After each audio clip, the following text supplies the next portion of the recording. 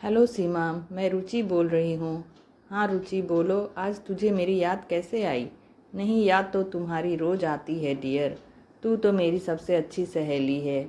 बस समय नहीं मिल पाया इधर कुछ दिनों से तुझसे बात करने का। और बताओ, तुम ठीक हो ना?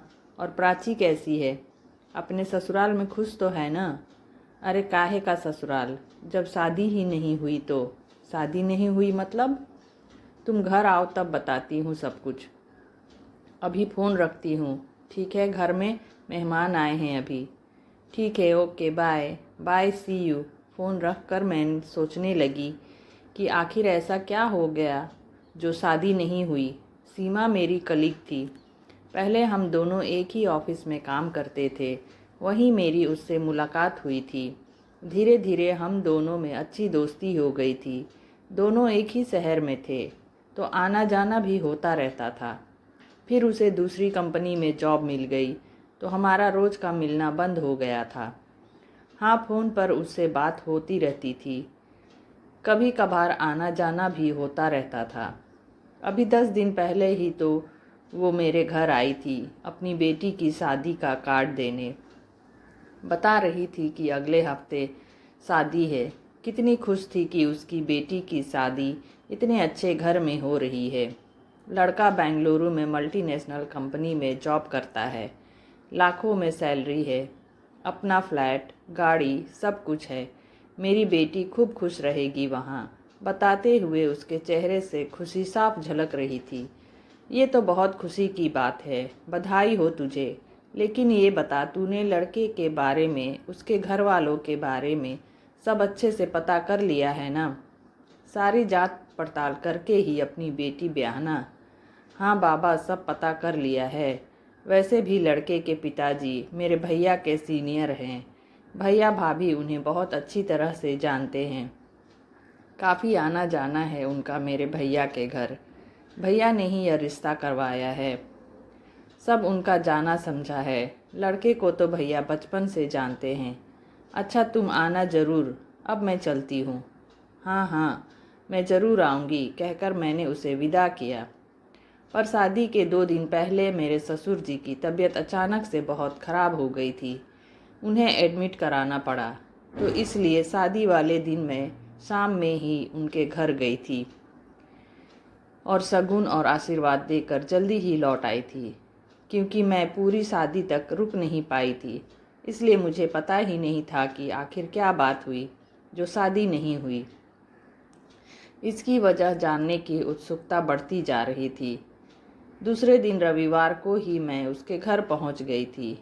उसके घर पहुंचकर देखा, सारा शादी का सामान फैला हुआ था। बहुत खामोशी थी, जैसे बेटी की विदाई हो गई हो। मुझे देख सीमा लिपट कर रोने लगी तो मुझे भी रुलाई आ गई। मैंने उसे ढाढ़स बंधाते हुए इशारे में पूछा कि आखिर क्या हुआ। आओ कमरे में चलकर बात करते हैं, उसने कहा। कमरे में पहुंचते ही सीमा बोली, जानती है रुचि, तू सही कह रही थी कि मुझे अच्छी तरह जांच पड़ताल करके ही शादी तय करनी चाहिए थी। पर तुमने तो बताया था कि तुम्हारे भैया का जाना समझा परिवार है।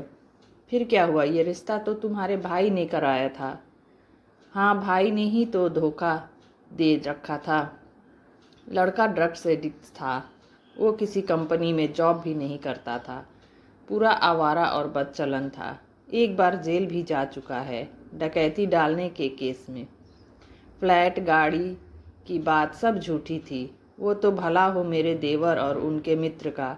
जब उन्होंने लड़के को देखा तो मुझे और मेरे पति को अकेले में ले जाकर उसके बारे में बताया। उनके मित्र पुलिस में हैं, वे भी शादी में आए थे। उन्होंने ही देवर को बताया था उसके बारे में। पहले तो मैंने उनकी बात ही नहीं मानी, उल्टा उन पर ही आरोप लगाने लगी कि वह चाहते ही नहीं कि मेरी बेटी की शादी इतने अच्छे घर में हो। इसलिए मैंने उन लोगों को शादी तय होने तक कुछ नहीं बताया था।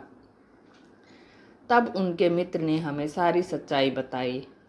मुझे तो अपने कानों पर विश्वास ही नहीं हुआ कि मेरे भाई ऐसा कैसे कर सकते हैं। क्या उनको ये सब बातें नहीं पता थी? मैंने भैया से पूछा कि क्या देवर जी सही कह रहे हैं।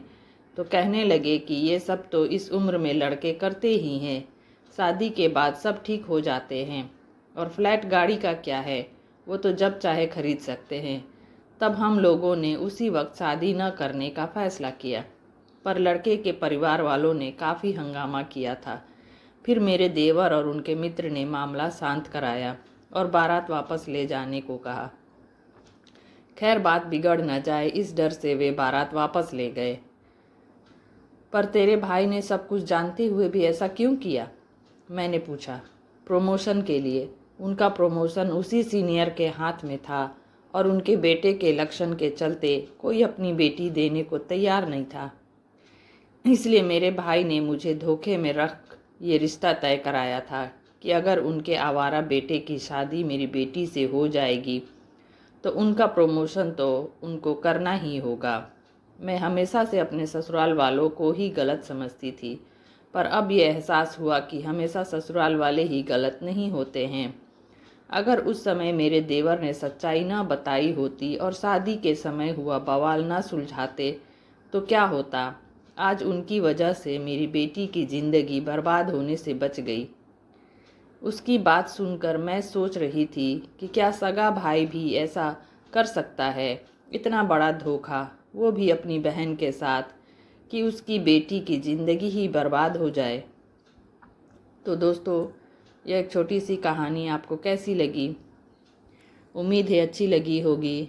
मिलते हैं नेक्स्ट वीडियो में कुछ और अच्छी अच्छी कहानियों के साथ। तो बने रहिए मेरे चैनल के साथ। Thanks for watching.